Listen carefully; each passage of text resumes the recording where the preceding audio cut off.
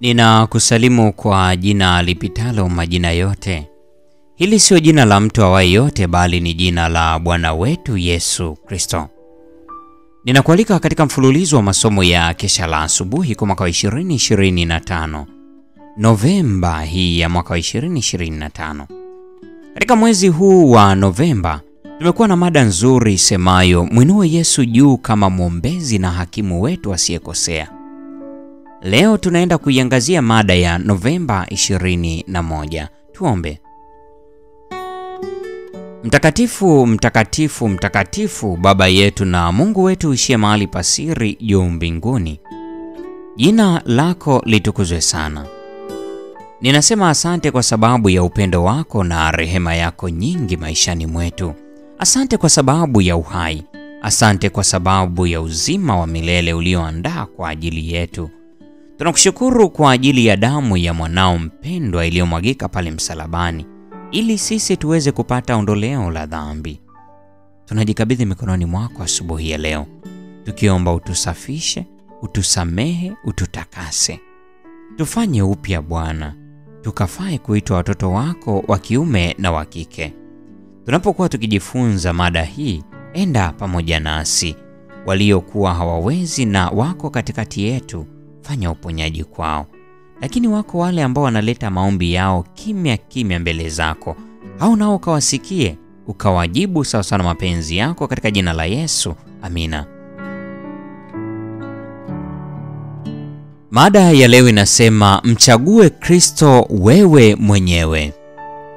Imejengeka katika kitabu cha Yoshua sura ya 24 aya 15.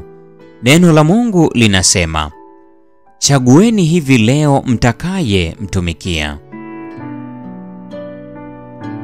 Ili kutekeleza wokovu wa mwanadamu, Mungu anatumia mawakala mbalimbali. Anazungumza nao kupitia neno lake na watumishi wake, na kwa kupitia Roho Mtakatifu anatuma jumbe za maonyo, urejeshaji na maelekezo. Njia hizi zimeundwa ili kuangazia uelewa wa watu, kuwaonesha wajibu wao na dhambi zao, baraka wanazoweza kuzipata, kuamsha ndani yao hisia za hitaji la kiroho ili waweze kumwendea Kristo na kupata kwake neema wanayoihitaji. Lakini wengi huchagua kuzifuata njia zao badala ya njia ya Mungu. Hawajapatanishwa na Mungu, na kamwe haitakuwa hivyo hadi pale nafsi itakaposulubiwa na Kristo kuishi moyoni mwake kwa njia ya imani. Kila mmoja kwa matendo yake, ama atamweka Kristo kando kwa kukataa kuwa na nia, yaani roho yake, na kufuata mfano wake, au kuingia katika umoja na Kristo kwa kujikana nafsi kwa imani na kwa utii. Kila mmoja wetu anapaswa kumchagua Kristo yeye mwenyewe, kwa sababu yeye alituchagua kwanza. Umoja huu na Kristo unatakiwa kuundwa na wale ambao kiasilia wana uadui naye. Ni uhusiano wa kumtegemea kikamilifu unaopaswa kuingiwa na moyo wenye kiburi.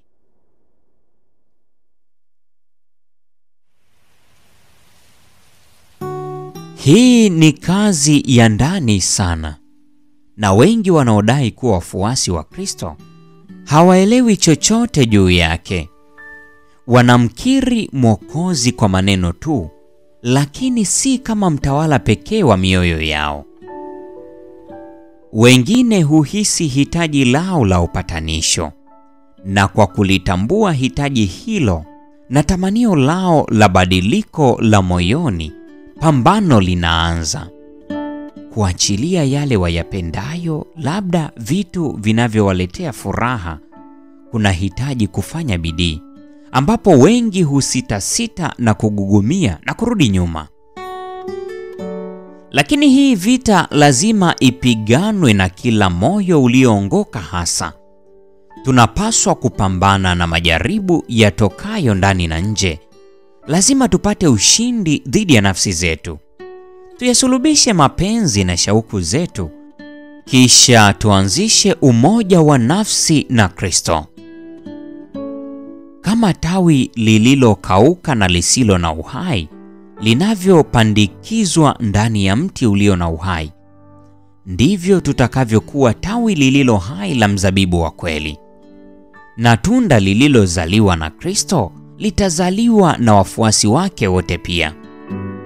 Baada ya umoja huu kuundwa, unaweza kudumishwa tu kwa juhudi za kudumu, bidii na uangalifu wa hali ya juu.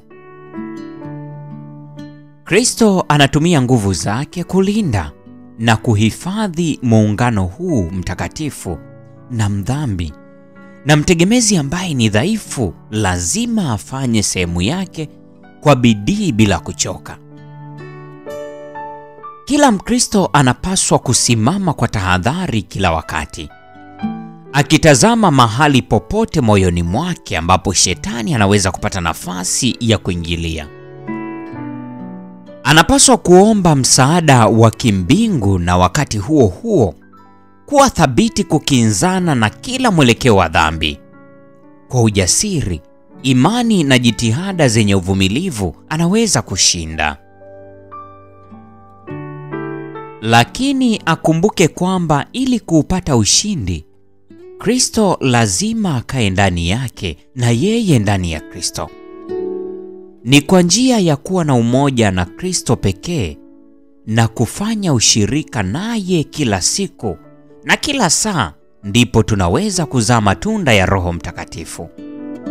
Testimonies for the Church, gombo la 5, ukurasa wa 46 hadi 48. Mpendwa mfuatiliaji wa mfululizo wa masomo haya ya Kesha la Asubuhi, na kwa nukta hiyo ndio tunakuwa tumefikia tamati ya tafakari ya somo hili siku ya leo. Kumbuka mada yetu leo ilisema mchague Kristo wewe mwenyewe.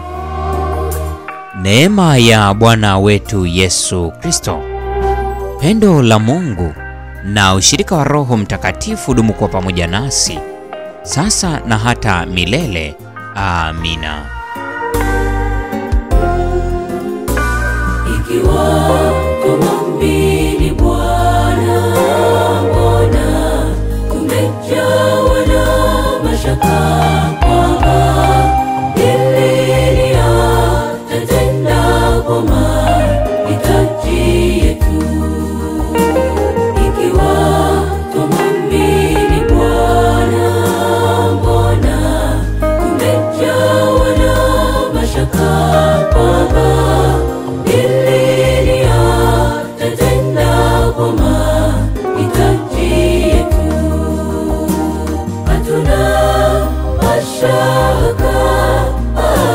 na Bwana wataka yote na mbele, labda tusahau yale aliyoyatenda nyuma, aliyoyatenda mwanzo. Hatuna mashaka na Bwana wataka yote na mbele, labda tusahau yale aliyoyatenda nyuma, aliyoyatenda mwanzo.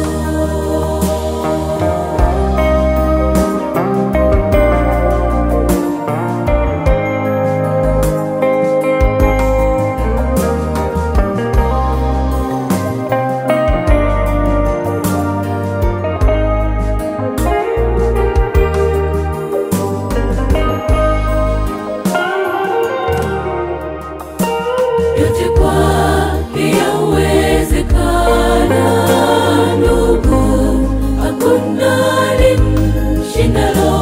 Mashaka ya nini, mpendwa, amini tumeshinda. Yote kwake yawezekana, ndugu, hakuna limshindalo. Mashaka ya nini,